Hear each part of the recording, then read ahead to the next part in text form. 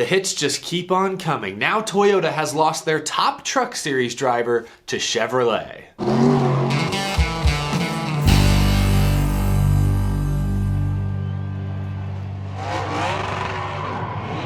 How's it going, y'all? My name is Eric. Welcome to Out of the Groove. We've got some spooky, silly season news to react to today. As you can see, decorated the studio a little bit. 'Tis the season. Colleague Racing confirmed AJ Allmendinger's future plans, but they also slipped in a little surprise announcement this afternoon. We'll get to that in just a moment. But first, this episode is sponsored by the NASCAR Hall of Fame. The history and heritage of our sport truly comes alive at the NASCAR Hall of Fame in Charlotte. Currently on display in the Great Hall is Chevrolet, the winningest brand in NASCAR, showcasing how Chevrolet won more than 800 races, leading all automakers. Explore signature exhibits including the Hall of Honor, plus you only have a limited time to catch the current edition of Glory Road, which features 18 cars handpicked by Dale Earnhardt Jr. There's so much to do at the NASCAR Hall of Fame. Test out the iRacing simulators, do the Pit Crew Challenge. You can also check out the new Heritage Speedway, an interactive multimedia exhibit that features tracks from all over the country. There's always something exciting to experience at the NASCAR Hall of Fame. It's Charlotte Roval Week, so if you're in town for the races this weekend, be sure to stop by. Book your visit today at NASCARHall.com. You can click the link down in the description below. This is our sport, this is our house. Thank you to the NASCAR Hall of Fame for supporting the show. Big news of the day, Colleague Racing revealed a couple major changes to their 2023 NASCAR driver lineup. First bit of news, and we already talked about this yesterday, it was reported early by The Athletic, but AJ Allmendinger is in fact returning to the Cup Series full-time. He'll drive the 16 next year. Today it was confirmed that this is a multi-year contract, and according to Chris Rice, Allmendinger has options to stay with the team effectively as long as he wants. Nothing new really to report there. The team did confirm today that Justin Haley will drive the 31, so Allmendinger, Haley will be the two full-time Cup Series drivers. Like I said yesterday, AJ Allmendinger is a legit contender next year. He's great at the road courses, he's good at the super speedways. I think he could win at a short track somewhere. I expect him to win a regular season race and lock himself into the playoffs that way. I think this is the best version of AJ Allmendinger the NASCAR Cup Series will have ever seen. So I'm very excited to see what that 16 car can do next year with one full-time, experienced, exciting race car driver behind the wheel. So good luck to AJ Allmendinger and that team. But moving on from their Cup Series announcement, the new surprising bit of news that was revealed today has to do with Colleague's Xfinity program. So who's going to replace AJ Allmendinger? He's not racing full-time Xfinity anymore. He's moving up to Cup, so who takes over the 16? Well, Colleague featured a sort of surprise guest at their press conference today. Chandler Smith walked on stage. He is the new driver of Colleague's number 16 Xfinity car. This place already feels like home. I've been up here a handful of times. I love this organization. One thing that really stands out to me is just family. This feels super family-oriented, and that's what means a lot to me as a driver. I had a lot of different choices at the end of the day, but it was very clear this was the right one, so I'm really excited. I'd consider this a surprise. Over the last 24 hours or so on Twitter, Chandler Smith had been teasing that a major announcement was coming. Knowing that Colleague had their event planned for today, it was kind of easy to put two and two together, but I guess nobody knew for sure until Chandler Smith actually walked out on stage. This is a multi-year deal for Chandler Smith, and the team also confirmed that Landon Castle will return next year, and Daniel Hemrick, they're working on bringing him back, but they're trying to piece together some funding. A quick statistical overview of Chandler Smith. He spent the last 2 full-time years in trucks driving for Kyle Busch Motorsports, a Toyota team. He's won 5 total races, 3 of them have come this year. He's a top championship contender. Going back a couple years, as a teenager, Chandler Smith has won 10 ARCA races in only 35 starts. He is currently 20 years old and has been a part of Toyota's Toyota Racing Development System, but that relationship is quickly coming to an end. Chandler Smith has jumped ship over to Chevrolet. He is just the latest Toyota driver to do so. Ever since Toyota managed to snatch up Tyler Reddick from Richard Childress and Chevrolet has been out for blood. They took Kyle Busch from Toyota, then a couple weeks ago, Brandon Jones heading to JRM. Now Chandler Smith, one of Toyota's top young prospects. And what makes this extremely juicy in my opinion is that Chandler Smith had a full-time Xfinity offer from Toyota and chose Colleague instead. He told reporter Bob Pockrass today, quote, "Their path for me next year, there being Toyota, was to go full-time Xfinity. I had multiple options where I could go, but at the end of the day, I had to take a step back and take off my TRD hat and put on my family hat for a minute and say, what is the best opportunity for me and my family long term?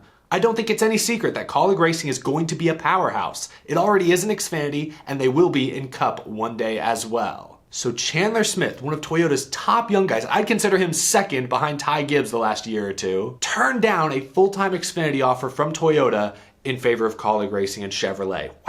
Wow, there's a lot to unpack here. I'm not even exactly sure where to begin. I guess I'll start by not panicking if I'm Toyota. They've got good cars, they've got good resources. I think for the most part they have good people. I think they're gonna be fine. Toyota's been losing top prospects to other major manufacturers for years, but this one feels a little different. I'm not saying Chandler Smith had a clear path to the Cup Series, but you look around, Denny Hamlin, Martin Truex Jr., you don't expect either of them to race for too many more years. I would have thought Chandler runs a year or two in Xfinity with Joe Gibbs Racing and then maybe takes over the 19 when Martin Truex Jr. eventually steps away. When drivers like Eric Jones, Daniel Suarez, Noah Gragson, William Byron, Harrison Burton, Todd Gillen, Haley Deegan, when most of those drivers have left Toyota, it's because there's just been too many mouths to feed, not enough seats to go around. But in this case with Chandler Smith, it's believed there are at least 2 empty JGR Xfinity seats that they're trying to fill for next year. And you got a couple of older Cup Series drivers that may be a couple of years away from retirement. I feel like now's the perfect time to be a top Toyota prospect because there are opportunities, there are available seats. Yet Chandler Smith chose to go to Kaulig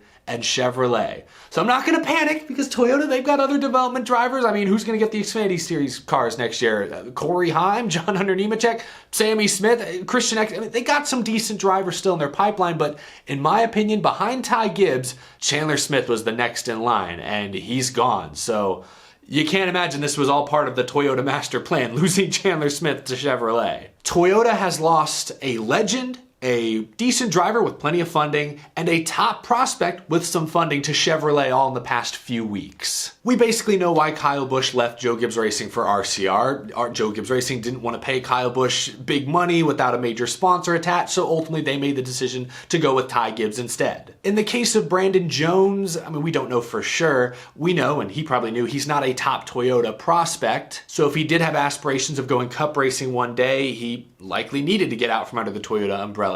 Chandler Smith, John Hunter Nemechek were both ready to leapfrog him, so run off to Chevy. Maybe you enjoy the environment over at JRM a little bit more. Maybe the offer from JRM was a little better. You never know. And there you might have a better opportunity landing a Cup Series ride with a different Chevy team a couple years down the line. So I can kind of see what happened with Busch. I can kind of see maybe what happened with Brandon Jones. But with Chandler Smith, what went wrong? Did the Kyle Busch stuff leave a bad taste in his mouth? Like, Chandler Smith has been a Toyota racing development driver for the last 6 years. He's a Toyota guy, but he's also driven for Kyle Busch in trucks. He's driven late models for Kyle Busch. I don't know explicitly how close, how strong their relationship is or was, but could that have played a role? Could he have seen how the whole Kyle Busch saga ended and said, hey, I got this good opportunity at Kaulig. Chevy's got plenty of seats in the Cup Series that could be available to me one day. Maybe this is time. Kaulig is growing. I would consider them a team on the rise at this point, both in Xfinity and especially in the Cup Series.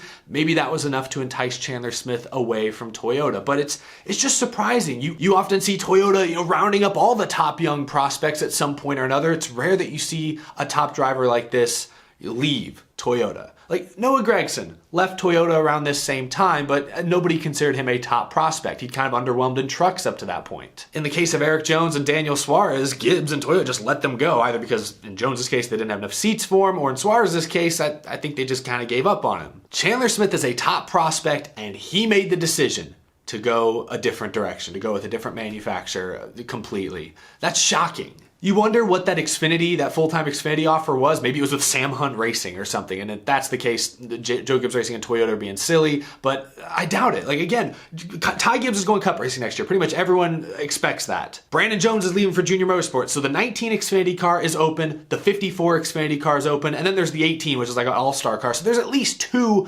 full-time Gibbs Xfinity cars that do not have drivers for next year. You would have expected Chandler Smith to get one of them. So if that's what he turned down, I'm trying not to panic. Again, don't panic. If you're Toyota, don't panic. But I am a little worried. Again, Toyota has good cars, they do have a lot of good people, they've got good resources, and they could always go out and sign a big name free agent at some point, the way they did with Matt Kenseth or Carl Edwards. But we often think of Joe Gibbs and Hendrick Motorsports as kind of being the top dogs of the Cup Series. Like Penske's there as well, sometimes SHR is there this year, sometimes Trackhouse and RCR have knocked on that door, but really we think of Gibbs and Hendrick. If we compare Joe Gibbs' current situation to what Hendrick was going through a few years ago, Hendrick's rebuild, it's gone swimmingly. In just a couple of years, they turned an old team of Jimmy Johnson, Jeff Gordon, Dale Jr. into one of the top young teams the sport has ever seen. And they did that largely through developing their own talent. William Byron, he started out in a Toyota truck, but they picked him up when he was still very young. Chase Elliott was kind of homegrown. Alex Bowman was sort of plucked by Dale Earnhardt Jr. out of obscurity to be his protege, so to speak. So Bowman, Elliott, Byron, all really Hendrick guys for years. Then they went out and signed Larson, the big free agent, and that put them over the top. Joe Gibbs Racing, they'll have Christopher Bell and Ty Gibbs long term, but who's going to be that third young driver? Will it be John Hunter Nemechek? Will it be somebody else? Not going to be Chandler Smith now, it appears. And then where will they get their big free agent? Will they be able to get a big free agent? What if Toyota and Joe Gibbs Racing, their reputation isn't as great as it once was, and it's harder to find those big prospects? I just don't know. Hendrick's rebuild had one or two kind of off years there, but they've won back-to-back championships since. I think everyone would look at what Hendrick has done the last few years and say, wow, that's about as seamless a transition from one era to the next as you could possibly have in this sport. Joe Gibbs Racing is about to enter that same phase. They've already lost Kyle Busch now, and Hamlin and Truex, they got a few years left at most. Kurt Busch, with his injuries, he likely doesn't have more than another year under his belt. So we're about to see Toyota get really young, really fast, and we'll see if it works out for them in the long run as well as it has for Hendrick Motorsports. I'm a little worried, but I'm not going to panic. It's just rare that we see a top Toyota prospect with Toyota opportunities choose to leave for a different manufacturer. Chevrolet, like I said, jokingly somewhat, but it is a little true. Ever since Toyota was able to snatch Tyler Reddick from them, Chevy has been coming for their entire house. Interesting stuff. What do you think down in the comment section below? Do you think this is the right move for Chandler Smith? How do you feel about Toyota? If you're a Joe Gibbs Racing fan or a Toyota Racing Development fan, do you think this is a bad thing, or is this just a small bump in the road that we're not even going to think about 5 years from now? Share your thoughts, share your predictions down in the comment section below. That's going to do it for this episode. Thank you so much for watching. If you're new to the channel, hit that subscribe button so you don't miss any upcoming content. As always, a big thank you to my Patreon supporters as well. I couldn't do the show without your continued support. Really helps keep this show growing. I really appreciate it. Been a lot of interesting announcements this week already. We'll be back again very, very soon. The Charlotte Roval is just ahead. Again, if you're in town for that race, be sure to stop by the NASCAR Hall of Fame. It's really cool to have them sponsors of this show. I've been a few times. It's awesome. Always something new for every NASCAR fan to enjoy, so be sure to check them out. I'll see you in the next episode. Y'all take it easy.